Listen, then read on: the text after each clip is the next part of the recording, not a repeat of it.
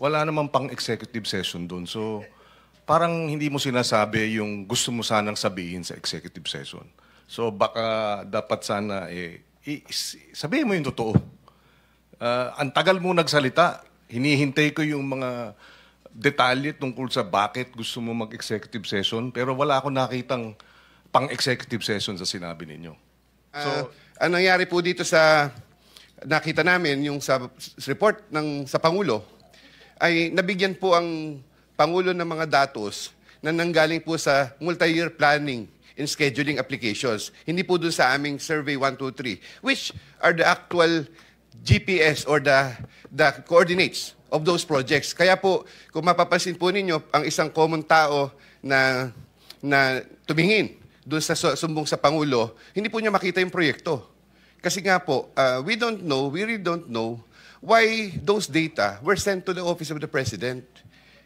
Yun po yung nangyari dito. Kaya kung makikita niyo po, may 1,000 proyekto yata. Senator Marcoleta, excuse me, Yusek. Balikan lang natin yung MYPS mo at PCMA. Sabi mo kanina, mas reliable yung Survey 123 kesa sa PCMA. Ano ba yung ginagamit sa umpisa para lang ma-detect yung coordinates? PCMA vis-a-vis yung Survey 123. Yes po, Mr. Chair, ang Survey 123 po is being used in conjunction with the PCMA. Yung ginagamit na instrumento para masabi natin mas accurate kesa dun sa PCMA. Kesa po sa actually ang pinakadatos po ng PCMA ay Survey 123. Yun po yung nag-i-encode po yung ng mga pictures. Yun po yung naka-conjunction lang po sa PCMA. Pero yung MIPS po, Mr. Chair, iba po yan kasi multi-year planning system Minsan po kasi, pagka po kasi sinurvey mo ang isang lugar, halimbawa po merong datos kayo ngayon, meron pong minsan yung pong mga river channel natin, naiiba po Siyempre, in the course of years, nagkakaroon po ng mga delineation po ng mga river channel, etc. Tapos minsan po, pagka tinitingnan ninyo, actually may pagkakamali din po dito ang mga district at region na hindi po siguro na-report hindi po na-i-correct agad sa system yung mga ginagawang proyekto. So yun po, dapat po siguro maging sa amin, ma-enhance namin po yung ganung. Thank you. Mr. Senator Chairman. Bam, you may reclaim your time. Yes, Mr. Chairman, with the permission of Senator Aquino, just a manifestation, Mr. Chairman. Matagal na rin ako dito sa Senado, marami na rin akong na-attendahan na executive session. Pero doon sa salaysay mo, wala namang pang-executive session doon. So, parang hindi mo sinasabi yung gusto mo sanang sabihin sa executive session. So, baka dapat sana sabihin mo yung totoo.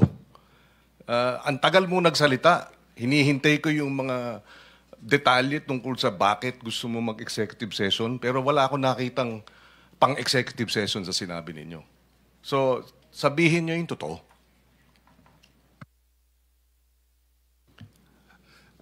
Mr. Chair, ano po kayang aspeto ang dapat kong sabihin para dun sa yung po bang mode ng bidding o doon po kaya sa aspect ng pagkuha ng mga proyekto? Parehas. Sa sarili mong pananaw, tingin mo kailangan ng executive session. Sa sarili mong pananaw, we're not questioning it. Ang tingin ko po medyo... Okay, understood. Senator Bam, you may reclaim your time. Sige po.